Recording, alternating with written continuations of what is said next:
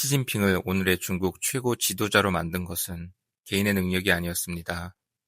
그의 권력은 선거로 이루어진 것도 대중적 인기에서 나온 것도 아닙니다. 중국 정치에서 최고 지도자는 만들어지는 자리입니다. 그리고 그 출발점에는 한 가문, 그리고 한 이름이 있습니다. 오늘은 시진핑 개인이 아니라 그의 아버지 시종신이 무엇을 가능하게 했는지를 보겠습니다. 시진핑의 아버지 시종신은 중국 공산당 초기 혁명 세대입니다.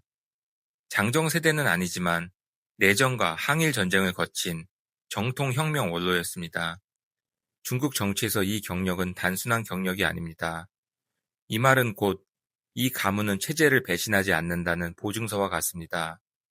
중국 최고 지도자는 아무리 유능해도 체제에 대한 의심이 남는 순간 탈락합니다. 시종신이라는 이름은 이 첫 번째 관문을 자동으로 통과하게 했습니다. 하지만 이 가문은 한번 무너집니다. 1960년대 초 시종신은 권력 투쟁에서 밀려 정치적으로 실각합니다. 이로 인해 시진핑은 15살에 베이징을 떠나 농촌으로 내려갑니다.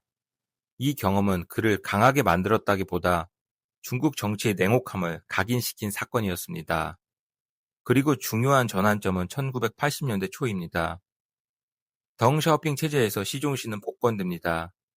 이 복권은 단순한 명예회복이 아니라 가문 전체의 정치적 안정성 회복을 의미했습니다.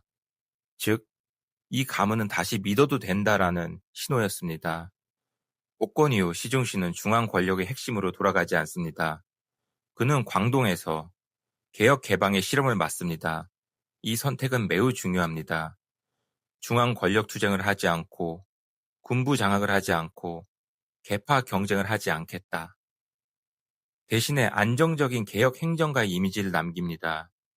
이것은 아들 시진핑에게 가장 안전한 정치 자산이 됩니다. 이 가문은 권력을 탐하지 않는다. 위험한 야심이 없다. 중국 정치에서 이 이미지는 능력보다 더 중요할 때가 많습니다. 중요한 점은 시진핑이 아버지를 전면에 내세우지 않았다는 사실입니다. 그는 중앙이 아닌 지방 코스를 택했고 태자당 중에서도 조용한 길을 걸었으며 개혁파도 보수파도 아닌 위치를 유지했습니다. 이 전략은 하나의 목적을 향합니다. 가문의 안정성을 훼손하지 않는다. 가문은 그를 밀어 올리는 엔진이 아니라 탈락하지 않게 하는 안전벨트였습니다. 그리고 중국 정치에서 최고 지도자는 가장 튀는 사람이 아니라 가장 안전한 사람이 선택됩니다.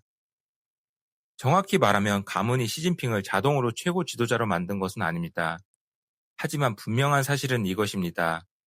이 가문이 없었다면 시진핑은 후보군에 오르지 못했습니다. 중국 정치에서 가문은 배경이 아니라 조건입니다. 능력은 필요 조건이고 가문은 필터입니다. 이 필터를 통과하지 못하면 경쟁 자체가 시작되지 않습니다. 시진핑의 권력은 한 번의 선택이 아니라 오랜 준비의 결과였습니다.